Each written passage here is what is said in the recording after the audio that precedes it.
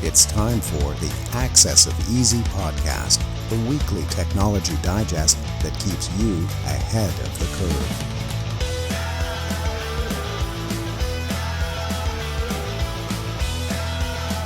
Brought to you by EasyDNS.com. Welcome back, everybody, to the one, the only Access of Easy. This is number 309, the audio compendium. Every week, I tell myself I'm going to look up which word is better fit there, but I never do.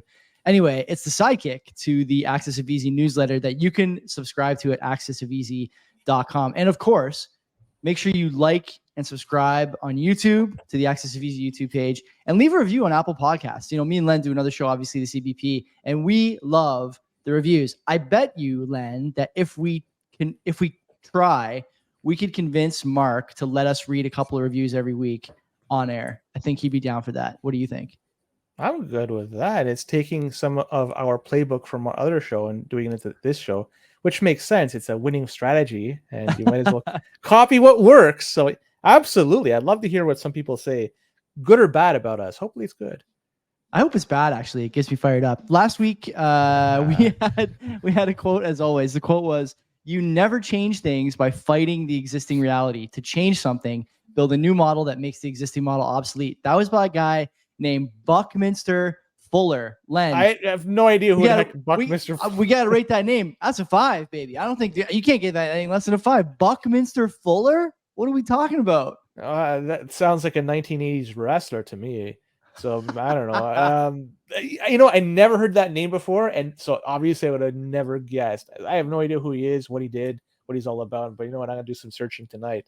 That's gonna be my evening. Thanks for ruining my evening, ladies and gentlemen. Buckminster Fuller is gonna be. I'm positive that there's like an oil painting of him somewhere. I'll tell you that much. The winner of last week's quote of himself behind him. That would be the best. 100%. Yeah. I can't imagine there's any other way. So this week's quote: "Nothing can stop the man with the right mental attitude from achieving his goal. Nothing on earth can help the man with the wrong mental attitude." That's by, well, that's where you come in. Listener viewer, you got to find out. No Googling, no searching. You know the drill.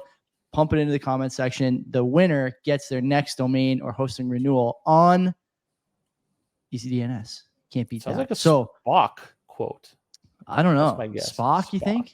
Sounds like it, but I probably don't know. Everything is not right. Well, from what I understand, been right? No, and every time a quote was done, it's never a fictional character that is rhymed it off. It's always actually somebody that's lived and breathed on this earth. Spock has not. He's just some fictional character in the Star Trek universe. Only in your heart. Well, Len, we got I don't know how many stories today. 1, 2, I think like 6, 5, something like that. Okay, let's 5 plus a bonus. We did get a little treat here from Mark. Yeah, so let's hop in. Where do you want to start? Well, we'll do the YouTube story because it's fresh for us as well. Because YouTube, they're under fire for their actions, and they've been doing a lot of this lately. James O'Keefe, his interview with RFK Jr. has been censored on YouTube because it was found to be providing what they call, quote, medical misinformation, end quote. Gotta love how they got the people over there that are probably not medical experts making these decisions. And this isn't the first time an RFK interview has been censored by that platform. In fact, 2 other interviews also suffered the same fate in a very recent period of time. One of these interviews was with the esteemed Jordan B. Peterson, Canadian, and the second was with a reporter named Al Guard. I don't know who he is, but he's with the New York Post from what I understand. Either way, this latest censorship resulted in the shutting down of the O'Keefe video, and then that provoked RFK. He went on the warpath, going head on with the mainstream narratives about, well, coronavirus and vaccines. And RFK also didn't take too kindly to the treatment, and he took to Twitter where he talked about freedom of speech and took shots at the Biden camp for, quote, contempt of the First Amendment, end quote. And this is due to their pressuring of Facebook to remove posts that were not favorable to Team Biden. So there seems to be a lot of censorship that is going on out there. This story in particular has to do with YouTube. And you know what? The reason why I say it's fresh for even us is, well, we got dinged on YouTube for our recent interview with Mark Morano. And with that, we're not going to be able to monetize that episode just because of what he said on there. It's too bad. This is a centralized platform. It's the biggest video streaming, video sharing site in the world. So much traffic goes through there, but there are alternatives out there that may be more favorable to a different point of view, such as Rumble. Check that out. And there may be even others. Odyssey is another one, but nonetheless, that's a story that I have, and it's too bad YouTube is just showing their colors yet again.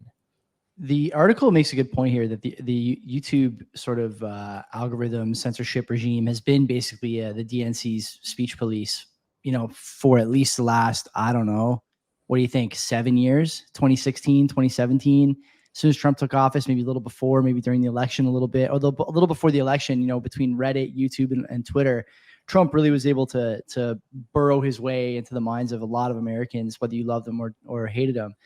I think the thing that bugs me more about this, Len, is that the support that this kind of stuff gets from people who fancy themselves thinkers, and not necessarily academics, but thinkers. And the guy who comes to mind for me is Sam Harris. Sam Harris, has made a point on his show. I can't remember the name of the show. It might be called Waking Up, or it was called Waking Up. I forget what it's called now. But and he's made this point on other podcasts. He was just recently on another show where he talks about how guys like Peterson and Rogan, and presumably he feels this way about RFK, are stuck in a sort of counter narrative bubble.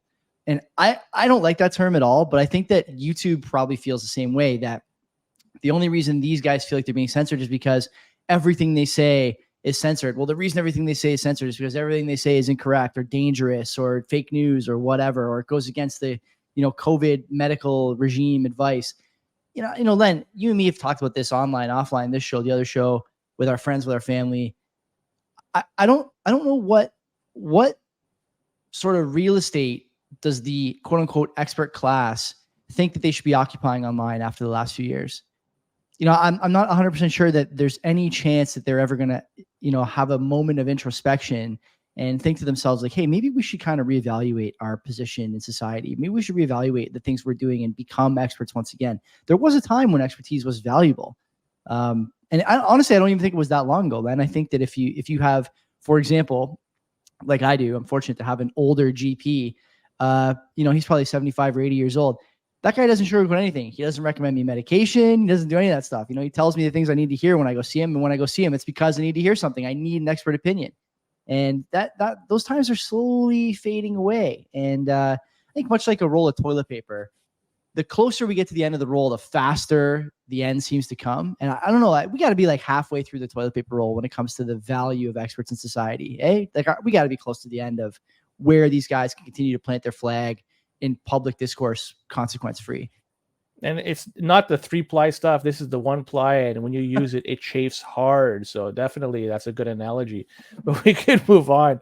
Let's talk about the our astrology sign. We know it's something we would never talk about unless we're given some guidance. We should mention we get the newsletter like a day before it goes out to do the show. And it says in the post here, I don't know if it'll actually say this in the release, but it says one for Joey and Len, our podcast hosts who like to rate hacker group names.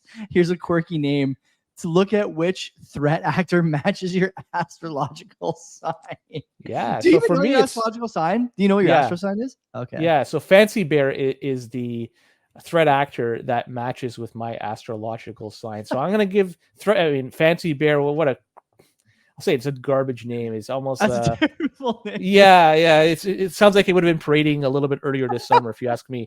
It's actually a Russian military intelligence unit, and it's been doing some extensive reconnaissance operations. So they've been out there doing their thing for quite some time, and targeting a lot of military operations and so forth, a lot of high-profile targets. So that's nice. Fancy Bear, terrible, but it's attached to my astrological sign. I got Venomous Bear. Are they all bear names? They are, aren't they? Are they really? Bear, there's one that's like Wicked Spider. I think Venomous Bear is a little better than yours. I would give it like a 3, just because I don't know.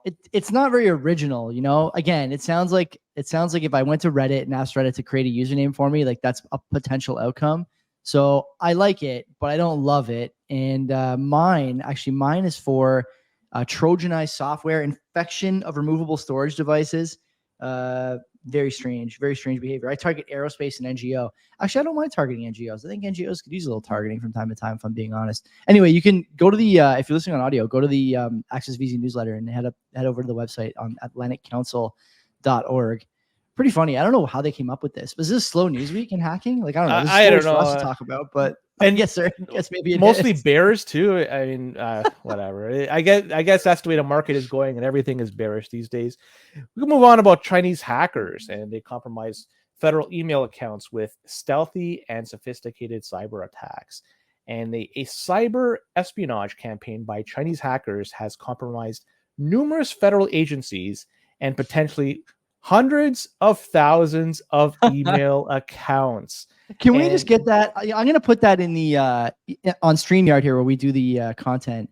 There's a little thing like a soundboard. Why don't we just record you saying hundreds of thousands of government email accounts, and then you can just press that button every week, because every week there's a story about these guys getting pwned by some 3 out of 5 name hacker group from overseas. We don't need to. What are we wasting our vocal cords for? Just put it in the soundboard and rip it off. Every week, I like this.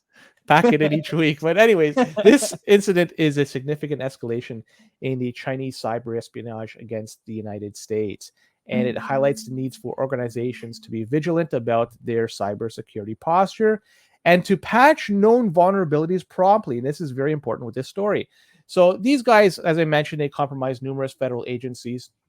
And this campaign, this espionage campaign, began back in mid-May and targeted at least 24 organizations, including multiple federal agencies such as the State Department and Department of Commerce. And the hackers, they used a vulnerability in the Microsoft Exchange servers that was patched in April, back in April 2021. But this was patched by some, apparently not everybody. I say this because there's some organizations that still have yet to install this patch, which allowed hackers to gain access to the email accounts. I don't know what are these IT experts doing with these departments, but the hackers may have been able to access sensitive information such as classified documents, email correspondence, and contact information. However, the full extent of the data loss is yet to be known. And the incident is a significant escalation in the Chinese cyber espionage against the United States. China has been accused of carrying out a number of cyber attacks against the US in recent years, including theft of sensitive government data. And the implications for this incident are serious. And again, as I mentioned earlier, it highlights you got to be vigilant about cybersecurity posture and patching the known vulnerabilities promptly. And it shows that even the most sophisticated organizations are not immune to cyber attacks. Now, the fact that they attacked these things and they got this information, I wonder if they're able to get some information, some insider information, so they could play the odds when they put their puts or whatever. Think about it. They're able to get this information the same time that Congress can get it, the same time the Senate could get it. And maybe they're not the only ones. Those elected officials are able to play the game. Maybe these Chinese actors are able to get this and make some real bank on the stock market. That's what I would do if I was in this position. I'd be looking to see what I should be doing, who's going to be getting some contracts, or what's going to be coming down the pipe, and take action and make bank. And with that, buy some more Bitcoin. That's what I would do. Okay. A couple things here. Number one, Microsoft named the hacker group Storm-0558. 0 out of 5. That name. That's 0 out of 5. I couldn't even name it. It's that bad. It's terrible. Bad. Two other points I want to make here, since I don't have much to add from like a technical side or technical point of view. We keep on saying every time we have this story about government agencies, about this like there's a sentiment, and I think we were correct the first time we said it, but I've since become wiser and more hardened to this content. Over the last 3 or 4 months we've been doing this show. I think we got to stop calling government agencies sophisticated. Because the point we always make is that, like, if they can get the government, they can get you too. Like, I don't fucking think they could get me, honestly. Like, I'm pretty sure this is a difficult thing if you just update your computer, but these guys don't do it. And I honestly started laughing in the middle of the story because as soon as you started saying Exchange server, I thought, man, did we not just go over this with the token fudging on the Exchange servers like last 3 weeks ago? You're right. It's every week. It's every week. Okay, so that's the second thing. Maybe they're not as sophisticated as we think. Actually, I think that's probably the case. And then the last thing, on our show, we talk about how anytime anything goes wrong, companies always blame it on market conditions. The market conditions for this show is flaw in the code. there's a flaw in the code. Something happened. There's a flaw in the code. It's your fault. It's your fault. Update the computer. Just do the stuff that Microsoft tells you to do, and you'll fix these problems before they happen. I don't understand these people, man. Like, your whole life as a retail user is on a computer. You have your whatever. You do your banking on a computer. You do your I don't know, like, our podcast, even the Access of Easy, CBP. It's on the computer. It's online. It's whatever.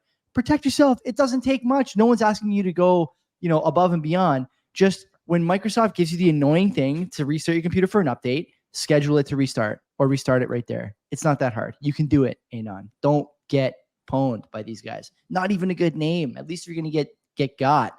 Get got by a hacker group with a good name. Can't get got by a Dudley lock combination, for God's sake. Master lock.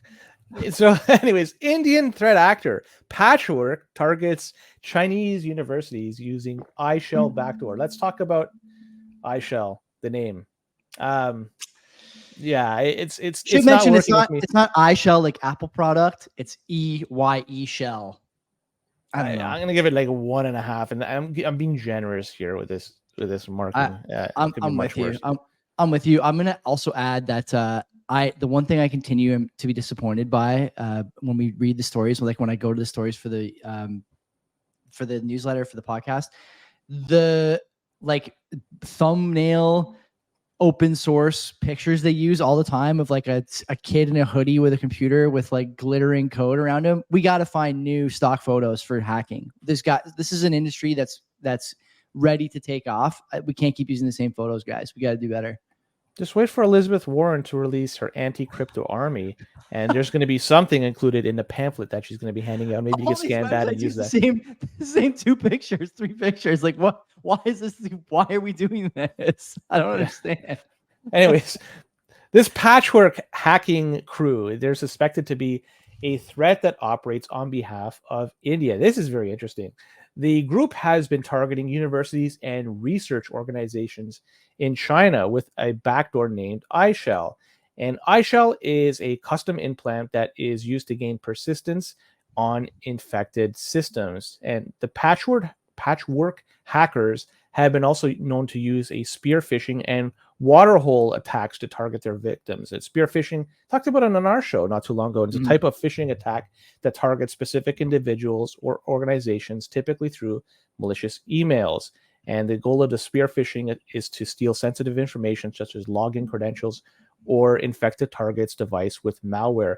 And the water hole attack, it's not a waterboard, it's a water hole attack, is a cyber attack targeting a particular organization in which malware is installed on a website or websites regularly visited by the organization's members in order to infect computers used within the organization itself. So it's a very, very sophisticated way of attacking organizations. Well, this Patchwork group, they've been involved, they're very active since looks like December 2015 when they were first noted. That's a very long time that they've been around. But they have been narrowly focusing on China and Pakistan.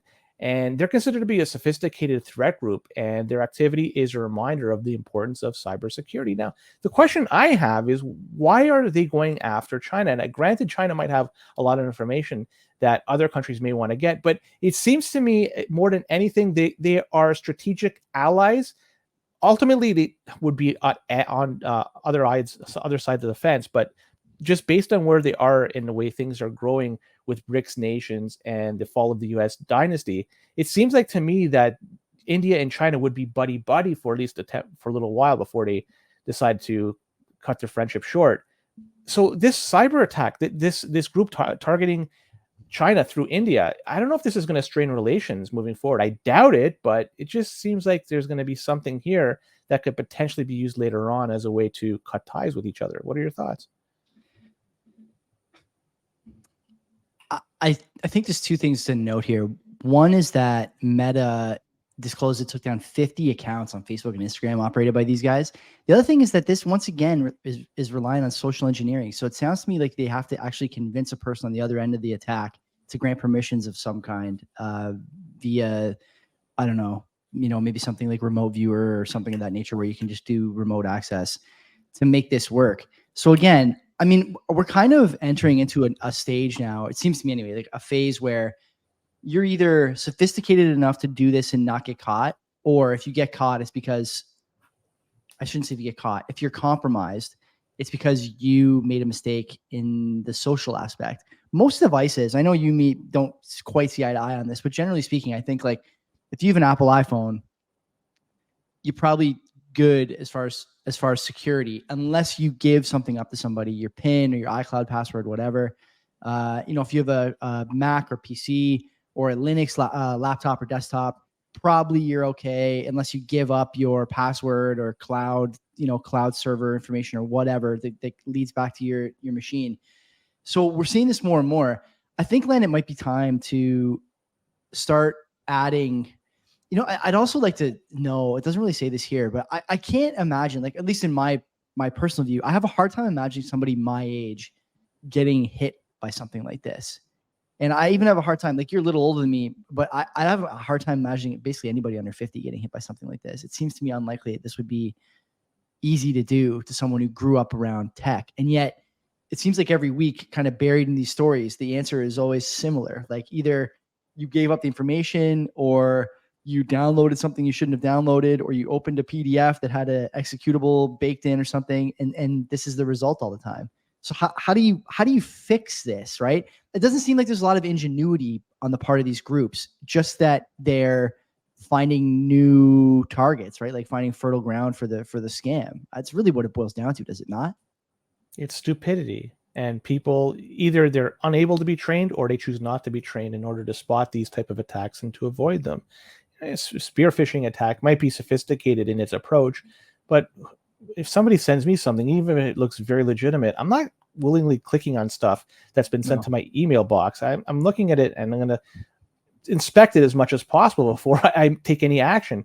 A lot of people, I don't think, do that, and they see something seems rather legit, they click on it, and boom, it's done. At that point, the door's open and the horse has left the barn. So I think people need to be trained, or I think people are just untrainable, which is the reality of it. But that's my point of view. I could be totally wrong, and I'd like to be proven wrong. Actually, I'd like to see that maybe people can actually adapt. But what the heck? For sure. Anyways, let's talk about the FBI, and some interesting stuff going on over there. They were, an unknown government agency.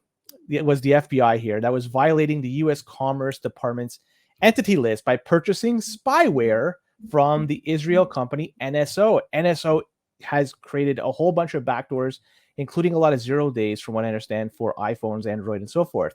So nasty stuff coming out of the NSO group. Well, the FBI purchased the spyware from this group known as Landmark, was the name of the software, back in November of 2021. And this happened just days after the Biden administration placed NSO on the entity list. This means that the U.S. companies were prohibited from doing business with NSO. I guess not the FBI, because the FBI used Landmark to track people in Mexico without their knowledge or consent.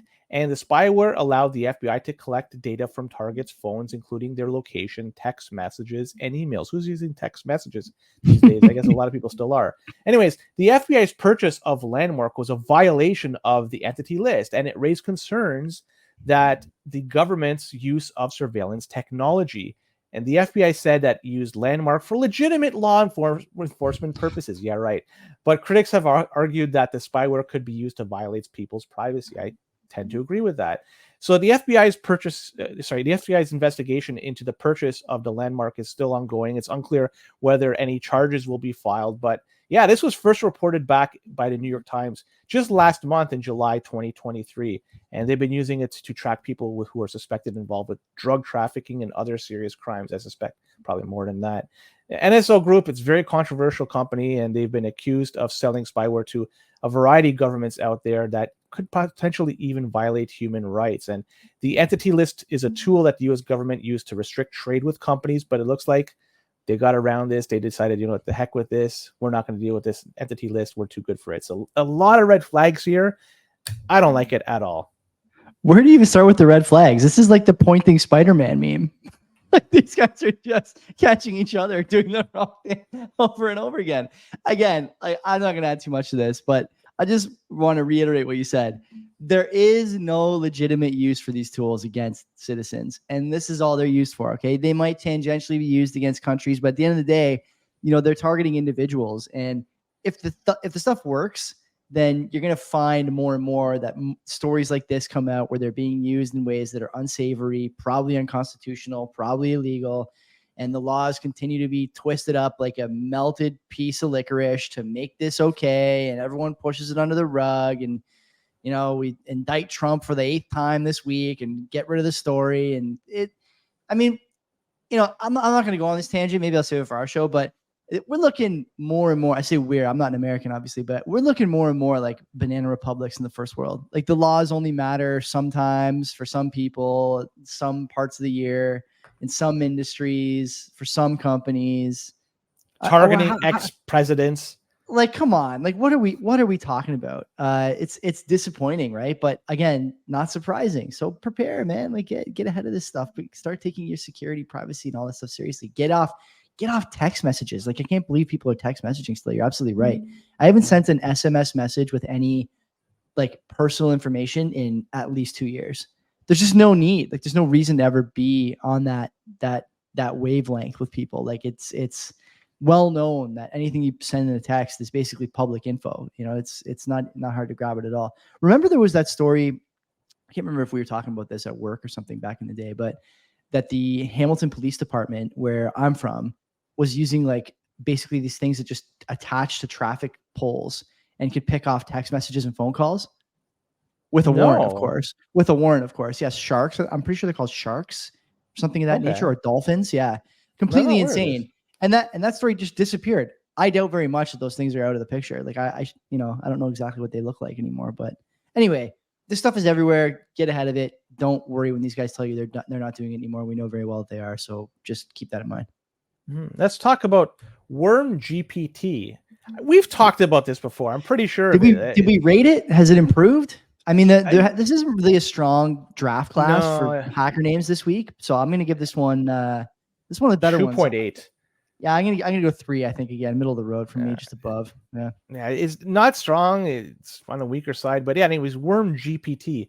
It's a generative AI tool that has been developed by cyber criminals to launch business email compromise attacks, BEC.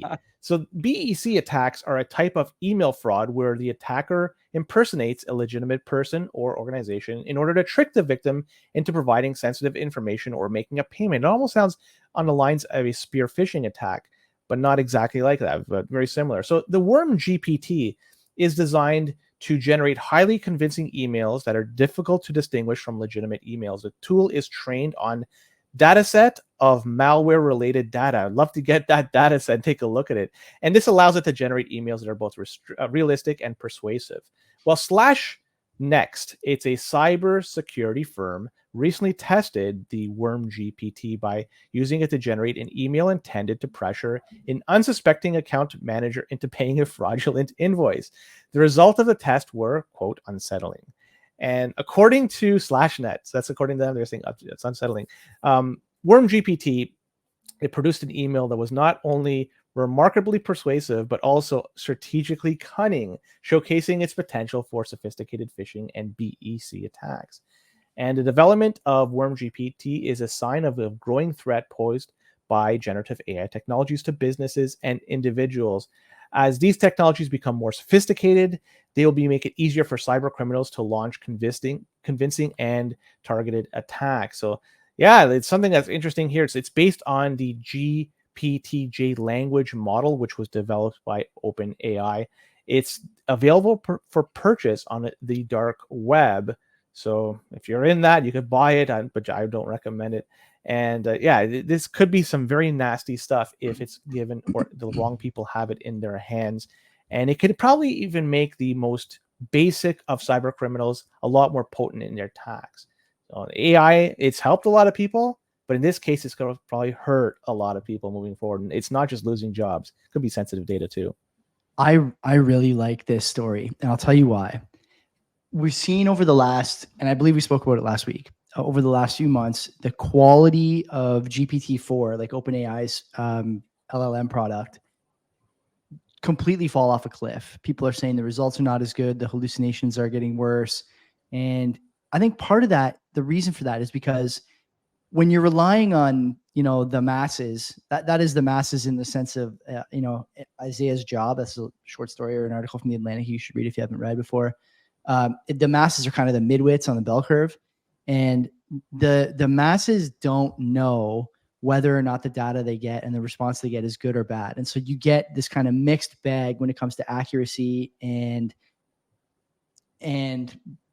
ways to improve when you rely on user feedback to tell you whether or not something was a good response. Where you don't have that problem? When the responses are driven by or when the quality is based on the results. And in Worm, if you can convince someone to make a payment, I am making one assumption here, and it's that Worm knows when it's been successful. Let's assume it's a Bitcoin payment, for example. If a wallet trips, a certain amount of Bitcoin, then that goes into the data set as a win. Whatever that sequence of events was, however that conversation went, however that email exchange went, that's a win. And the losses just don't get added to the data set, or don't carry the same weight in the data set, or start to be phased out of the data set, whatever. And so after a while, you have this really finely tuned set of, I wouldn't call them attack vectors, but set of utilities, language utilities that work on people that are in that, in the midwit area of the bell curve, the bell curve meme, and they're running small accounts, or running they're kind of mid-management in a corporate structure, have access to payments, and sending or paying invoices, and also don't really have to answer for the middle of the road kind of costs, right? And so before you know it, you have this pretty nice data set where everything you've done to get into the data set means that you were able to deliver a payment on the back end. I think that's pretty good. That's a good way to do things. GPT-4 doesn't have that option. No one can show you whether or not the GPT app gave you something of value, because people who use it, broadly speaking, don't know, I think. And so that data set mechanism is really different in between those two. I want to learn more about this. And GPT, OpenAI, and all those language models, those large language models, need to start using this, because as those language models get worse, they're also becoming more prevalent. And so they're going to be learning from each other's bad answers over some period of time. And then what do? Worm is going to look like, this kind of beacon on the hill if this continues. And it seems to me that it's doing at least that data collection really effectively. And I can't imagine why it wouldn't be effective. It makes sense in my head. I don't know. What do you think? I have that right? Now, can we socialize it in such a way that Worm GPT would be able to share the data with the Chat GPT? That way that everything is, that's the way it's in real life. So we're trying to lift up the lowliest people out there. And so let's lift up the lowest common denominator with respect to AI. But it goes to show you, if the Worm GPT is, and you get instant feedback and you're able to provide that if it works, and it gets more and more fine-tuned moving forward, the people that it's targeting, the people in the middle of the bell curve, like I said earlier, they're either untrained or unable to be trained. So, if it's going to be attacking them and it's working, hey man, it's just proving the fact that people are just dumb, and generally they're dumb, and they're very trusting in nature. They see something, as long as it's appealing to them or gives them a shortcut to whatever they're doing. Yes, I'll click on it, and boom, it's done. It's like, oh wow. Yeah. But in this case, because almost like by default, right? Like, I don't want to drag this out, but I'm kind of thinking about this more as I'm talking to you now. Almost by default, if you go to GPT for a response, by default, you don't know whether the response is right, because if you knew what the response was, you wouldn't be there. And so you just keep feeding this thing garbage feedback about whether it's good or bad, because you don't know. Otherwise, you wouldn't be there. And so only people who don't know end up there. And then what? It's just only people who don't know giving the feed. That doesn't make sense. Well, Len, that number's growing. I gotta call Sam Altman. Does he know this? I gotta tell him. He's busy scanning people's retinas out there. So I just have to say though, that number of people, they are growing. How many people out there are relying on AI for relationships, not just for quote unquote human interaction, which is not, but even for their love life and stuff like that? It's incredible that people are relying on this to fill gaps that could easily be filled just by walking outside the door and interacting with people. But this is something you're using more and more, and that number is growing. And if it appeals to this group of people, and it just, as long as they're able to use it and be sucked in, doesn't matter if it's appealing to the people that are on the outside. The people on the inside that is in their basement, kind of like me right now, but that's who it's trying to capture. And you know what? That's basically it. And it's too bad. This world is heading in the wrong direction. This AI stuff could have been so much better, but it's being used for all the wrong things. Have you seen the movie? This is like the Access of Easy after show. Have you seen the movie Her? Came out about 10 years ago with Joaquin Phoenix, and he's like in a relationship with like this AI bot that just lives in a little chip in his ear. Never even heard of it. It was weird at the time. I want to rewatch it because of exactly what you just said. I think I would view that in a different lens now. Anyways, that was Access of Easy number 309. Make sure you like and subscribe on YouTube and leave a review on Apple Podcasts. If you leave one, we'll read it. Even if Mark says no, we'll read it because we can just go to Apple Podcasts and see the reviews and we'll read them anyway. So I can't. I don't have the ability to go there. Oh, I'll go there. I'm on the outside looking in. What do you mean? You can't see on Apple. You don't have the app. Anyway, we'll figure it out. If you leave, I don't have the operating system to run that. You need an iOS to run that. I don't have it, so I'll find a review. If you leave a review, I'll find it and I'll read it. Anyways, take care. See you next week for number 310.